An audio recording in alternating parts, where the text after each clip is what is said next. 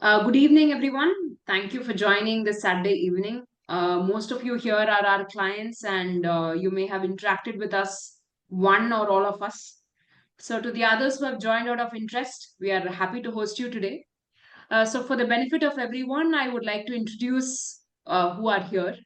So, Quinstinct was founded in 2017 by combining the individual practices of Sanjay and Sunil. So we now manage about 700 crores in assets, working with over 150 client families. So let me start with Sanjay. So he's the director of the investment advisory arm. He's an alumnus of IIT Varanasi and IIM Bangalore and has over 25 years of experience in financial services. He has worked at ANC Grindlays, Sundaram Asset Management, and lastly as director of sales and marketing with Canara Robeco before he started his own advisory firm in 2013. So next is Sunil. He is our director of the mutual fund distribution arm. He has over 20 years of experience in wealth management and banking.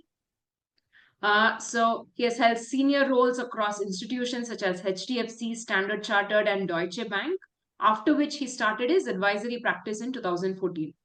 So Pooja here is our compliance officer, and she too has over 20 years of experience across top institutions, namely Cholamandalam, iFast, and IFL, prior to Quinstinct. She oversees regulatory compliance and ensures that we adhere to industry standards. She is our liaison with the various AMCs, ensuring smooth onboarding for our clients. So I am Malak, your host for the day. After graduating from IIM Bangalore, I worked primarily in sales management roles across FMCG, telecom, and healthcare. I discovered my passion for personal finance when managing my own in 2020. 3 years and many certifications later, I joined Quinstinct in 2024. I absolutely enjoy what I do, both being mentored by Sunil and Sanjay and helping clients manage and build their wealth. So, with that introductions and the rules out of the way, I now invite Sunil to start the session. Thank you, Malak. Good evening, everyone. Today we are here trying to answer the one question that is bothering all of us as investors. How long will this market continue to decline and steal into our fortunes? I suppose it is easy for anyone to say increase equity when the price is low and reduce it when the price is high. But we all know from experience that it is easier said than done. Question is it even possible to have a forward-looking approach, an investment approach that is designed to think ahead and get you into the right asset class at the right time? This is where the Quinstinct market type model comes in. As many of you will know, we split the market into 6 distinct market types based on relative attractiveness for investing. One being the most attractive and the 6 being the least attractive market type. So we typically increase exposure when market type is from 1 to 3 and reduce when it is at a 6. So your portfolios are asset allocated between equity and debt based on the market type and based on your individual risk profile scores. This approach of asset allocation aims to cushion your fall during the bad times and, more importantly, provide you with precious opportunity money to buy into equity when the prices are low and the crowd is fearful. So as you can see here, we maintain equity in a market type 4 and decrease it as we move towards 6. This can only work if your risk profile is updated with us. I'm leaving a link here in the chat box and possibly in the comments later, in case you have not completed the risk profile. You can certainly take the risk profile questionnaire even if you are not a Quinstinct client. You will get a comprehensive risk report emailed to you. This report will show you how much equity you should have in your portfolio in different market type situations. Now, in September 2024, this is what we saw. The market type indicator was at a 4, which is a hold situation. Not a time to buy aggressively and not yet time to sell. This is because, based on long-term market history, in a market type 4, we only have a 31% probability of negative returns, with an average 1-year forward return being 9%. We were concerned about high valuations, and we saw the sales growth coming off from a peak of 28% in June 2022. Sales growth had come down to 8%, but we derived a false sense of comfort in margin expansion, which was happening. So even as sales growth fell to 8%, profit growth was still at 13%.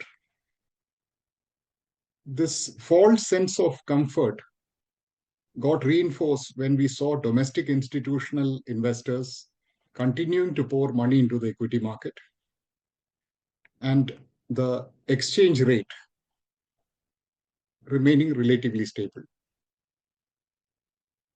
USD INR moved in a very narrow band of 83 to 84 for almost 2 years. And this is what happened next.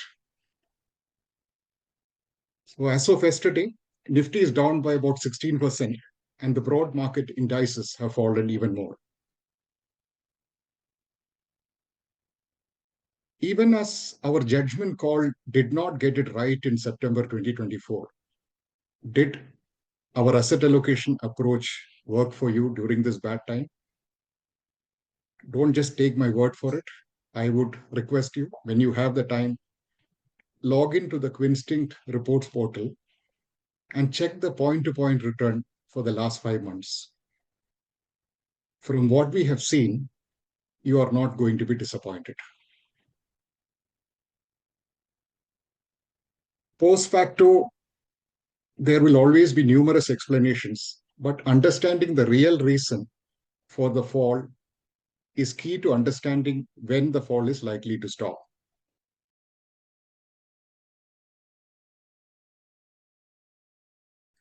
Return from 2020 is still good, but it hardly offers any comfort. That's why I skipped that slide. Okay, no, I think it offers a lot of comfort because one of the first things that we need to keep in mind whenever we look at the correction. Now, Sunil has said that we were lulled into a false sense of comfort. Post facto, the sense of comfort is false. But you have to remember that whatever we do is based on the probability of certain things happening.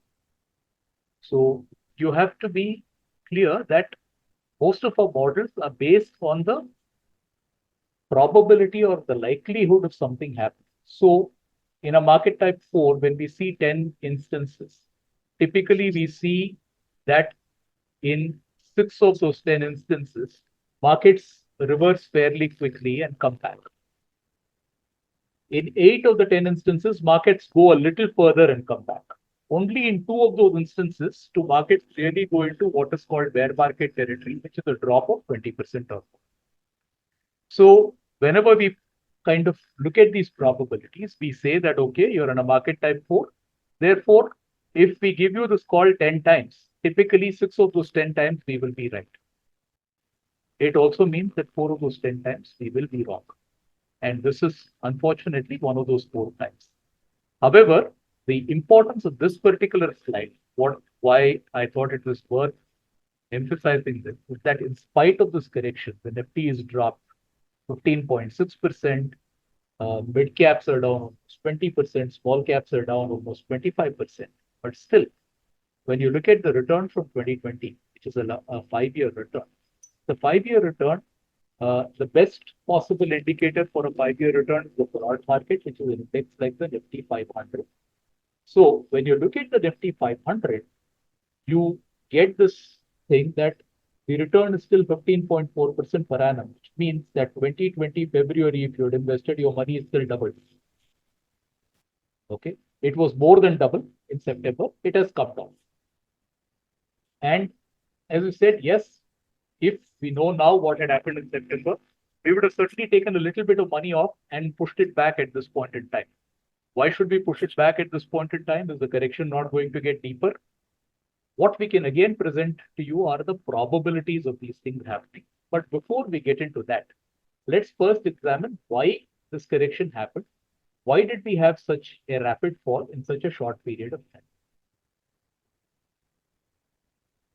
So the one thing that we saw, Sunil had presented the slide where he talked about a 13.3% earnings growth in June of 2024. What happened in September of 2024? And typically quarterly earnings, when they are presented, September quarter earnings come out in the next quarter. So sometime towards the end of November is when we get all the companies' earnings out. And that's when we are able to actually analyze. So by November, we knew that this 13.3% that we saw in June had dropped with a third to 6%.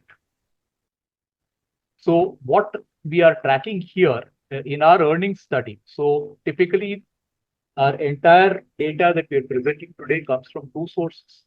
One is the market type model, and the second is the quarterly earnings study that we conduct every quarter, just to understand from an aggregate point of view of more than 40% of the BSE 500 companies at any point in time, where the companies are in terms of sales, profits, valuations.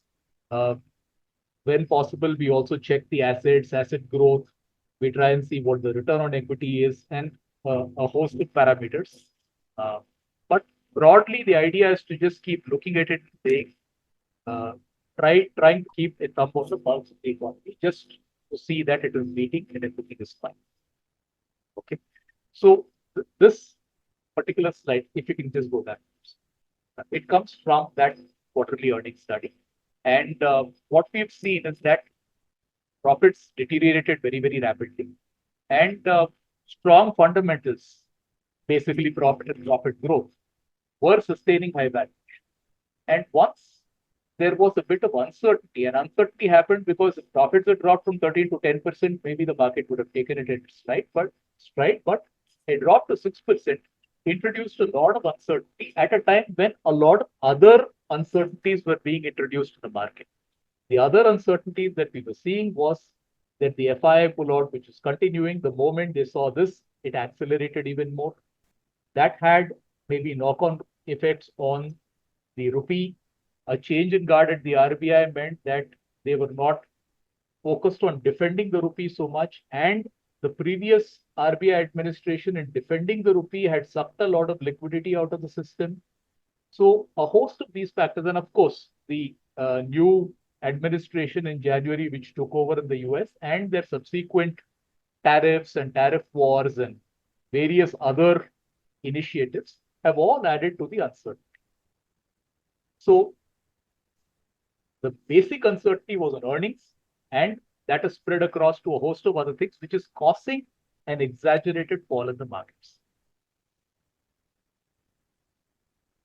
Were we not able to see this decline in profits coming? We saw it coming. As Sunil said, we were also seeing sales growth go down. However, as I said, we didn't anticipate that profit growth would drop from 13.5% straight down to 6%. And more importantly, very clearly, what happens is that as sales growth keeps dragging, and it has dragged for the last 7 quarters, as you can see, as sales growth keeps dragging, sooner or later, the effect comes on profit. More importantly, for a reversal, as sales growth starts rising, sooner or later, profit growth will also rise. 2 points that we need to keep in mind here. One is that there have been a lot of media writing about how people are not being paid enough, employees are not being paid enough wages, and therefore demand is dropping off. That kind of, Sunil, sorry, if you could just go back to the previous one. Yes. That gives you a sense that the economy has hit some kind of a cliff beyond which it cannot go, some kind of a barrier beyond which it cannot go. And we've pretty much hit a somewhat stagnant rate of growth. That is not true. In fact, In the September quarter, when we saw these bad numbers, the economy grew at about 5.6%. The latest GDP numbers came out last evening, and the economy has grown at 6.2%, which means that in December, we've already seen a recovery, which is also reflected here. If you see September, sales growth was 7.4%, now it's 8.1%. Is this the beginning of a trend? Do wages have that much of a role to play? And what is this thing called a high base effect? Both of which I will just explain and then hand over back. Yeah. So what do I mean by the base effect? First, between 2016 and 2019, which is pre-COVID, sales for our group of companies grew at about 9.3% per annum. So typically, if you take 9 to 10% of the average, and that also intuitively kind of gives you an understanding. Like, for example, if you say GDP growth is going to be 6 to 7%, and inflation is going to be 4 to 5%, the nominal rate of growth in the economy itself is likely to be 10 to 11%. If you assume that these companies will grow at least that much, if not more, this pretty much squares with what we've been seeing. So this possibly we can very cautiously assume to be the normal rate of growth of sales. Then what happened was that we had this COVID fall, and where suddenly from a 9-10% rate of growth, we dropped by 5%. And consequently, the next 2 years, there was the sharpest takeoff of sales we've seen. Now, these kind of numbers, 20% plus growth in sales, we've seen only in the 2003 to 2008 period.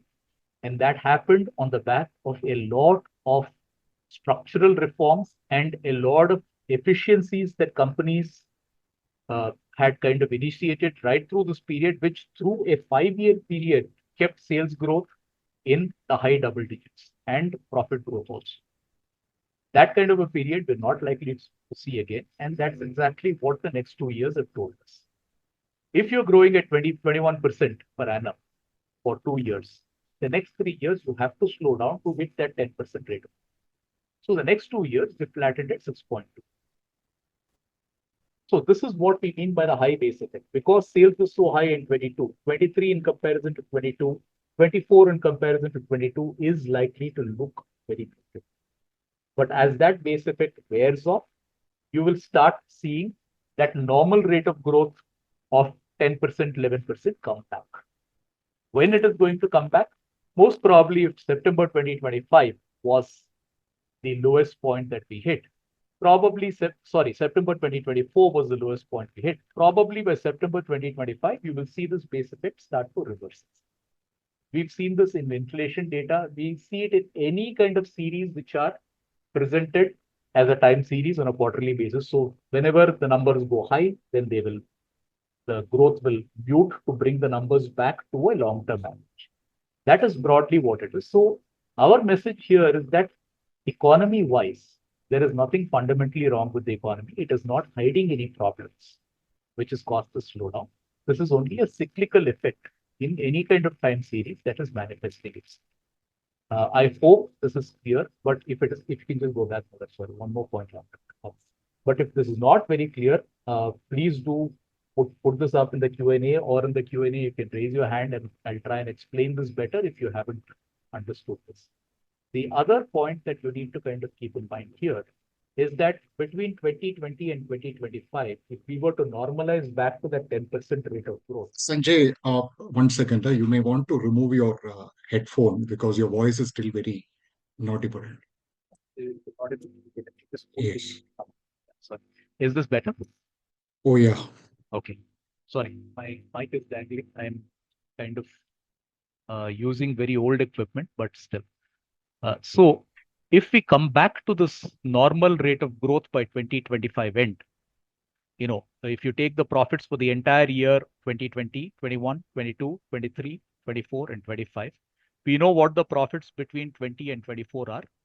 What is not known is what the profit for 25 is, which is going to be the coming quarter of March, only 1 quarter of data that is left.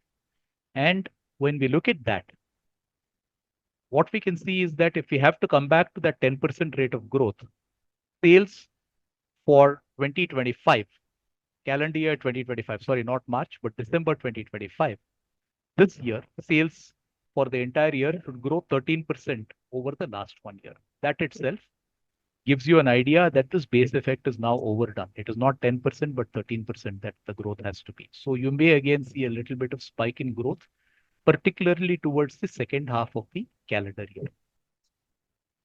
Can we move on? The other point that I wish to address is this entire thing of people are not being paid enough, therefore they're not buying enough. That is wrong. What we see is that this orange line that you're seeing here in this graph are the sales of the IT companies. If you see what the growth in wages of the IT companies is, number one, you can see that it tracks sales very, very closely. Number two, you can see that in 2022, when the sales growth was only about 19.7, or rather not only, it is a stupendous 19.7%, but the wage growth actually was much, much higher. And in 2024, when the sales growth has dropped to 4.8%, not because the IT companies are bad or anything significantly conditions in the economy have deteriorated, but simply because you're coming off a very, very high base. When that happens, your wage growth also slows. Now, most media is running with this number of 3% and saying that this is not good. Your wages are not growing, therefore demand cannot grow. However, when you look at it beyond the IT companies and we look at the entire sample, you can see this is how the sales growth has been, and this is how the wage growth has been. So wage growth is actually not 3%, but it is closer to about 8%. And 8% is certainly not a less than inflation rate of growth. So this is the emphasis that we wanted to give you. The second thing is our companies investing. What we can see is that in our sample of companies, we get data on assets every September and every March. So we've taken the September data and just presented a snapshot of the last 8 Septembers. You can see that Capex actually dropped.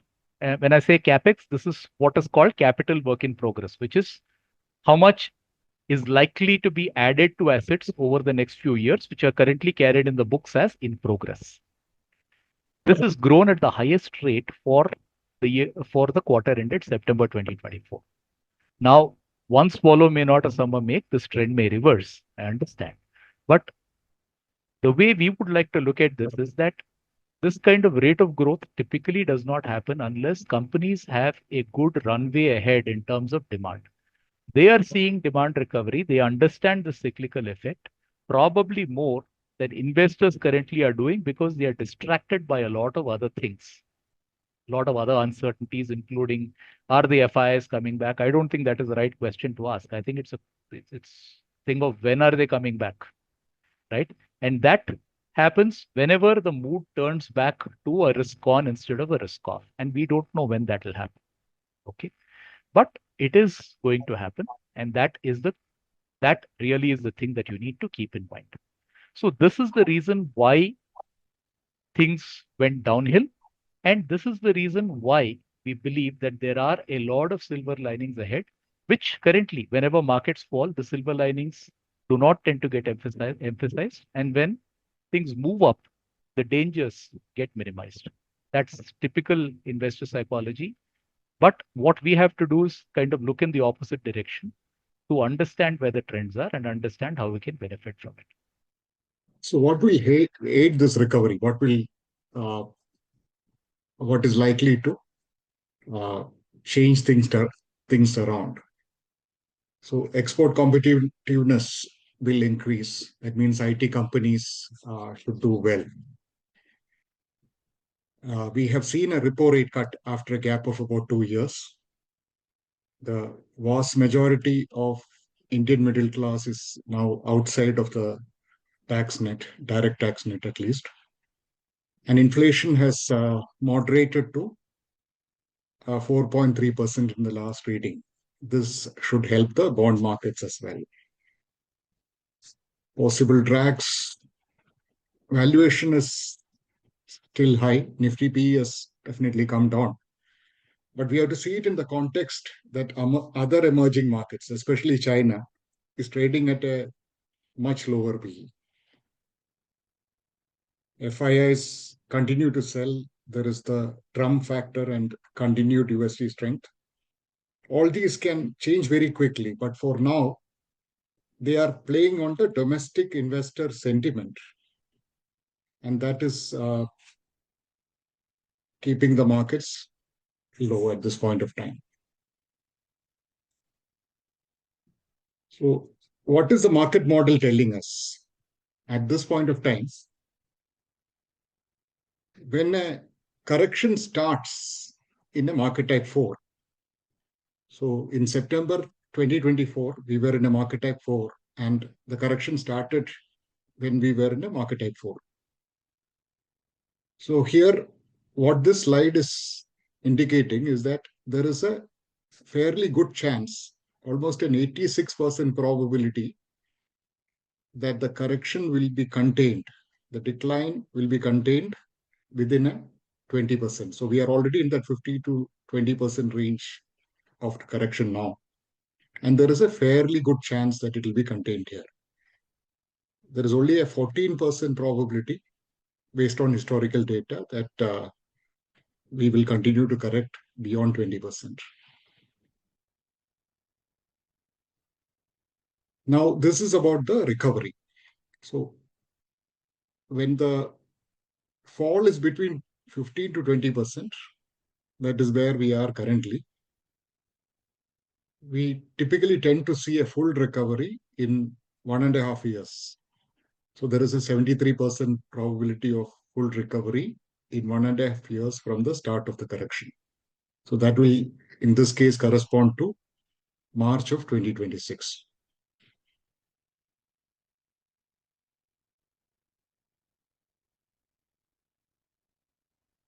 So if your risk profile permits, given that we can expect a good return on a 1-year basis, let's say from February 2025 to February 2026, and a full recovery in the next 1 year, based on your risk profile, add equity in small chunks over the next 6 to 9 months. Debt returns is likely to be similar to that of equities, and it may even outperform in the short run. The thing to keep in mind here is that any debt exposure you may have in your portfolio should always be in high credit quality papers. The so-called performing credit, which comes in the form of credit risk funds or alternative investment funds, should be completely avoided.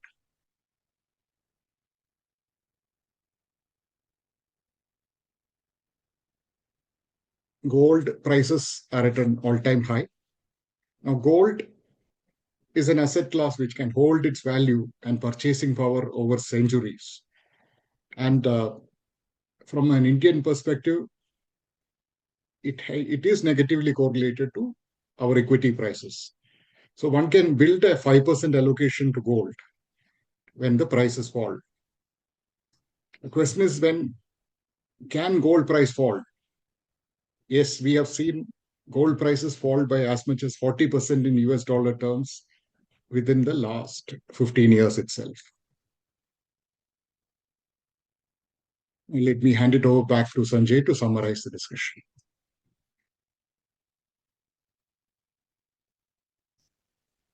Yeah, in summary, what we've seen is that mainline indices have seen a fall of 15% from September 2024. And by our perspective, the reason for the fall has been the very, very sharp decline in profits. And that, combined with a lot of other uncertainties that came in around the same time, has caused this fall. However, we are seeing significant indicators for revival from our earnings study. Number one, this fall of earnings has happened because of a very, very high base effect that happened between 2020 and 2022, which has taken about 7-8 quarters to work its way through the system. And hopefully in the next 4 or 5 quarters, we should actually see that this base effect is reversed. In fact, as I said, calendar year 2025 itself should see the first sign of reversal. So let's see what the March, June, September, and December quarter earnings bring us. We are reasonably confident that this should be above the trend that we saw over the last year. The market model also gives you a very clear picture that yes, by September 2025, probably there's only a 21% chance that the Nifty comes back to the September 24 level. However, there is a significant probability that it will come back to that 26,200 level, maybe by March of 2026, which means that today, in February of 2025, when you're looking at a 22,000 index level, you are seeing a 4,000 point, which is almost a 20% jump, 15 to 20% jump that can happen between now and the next March. Again, this is a probability. There could be that 27% probability that we've not got back there. But typically, probabilities are 90% or more that you will be within 10%. So if you're not at 26,000, maybe you're at 24,500. Certainly, we can't tell you where the bottom is to be found, but we are fairly close to the bottom. We are already in the 15 to 20% bucket. And the closer we approach to 20%, the more the probability that this current decline starts to reverse. Valuations are still high.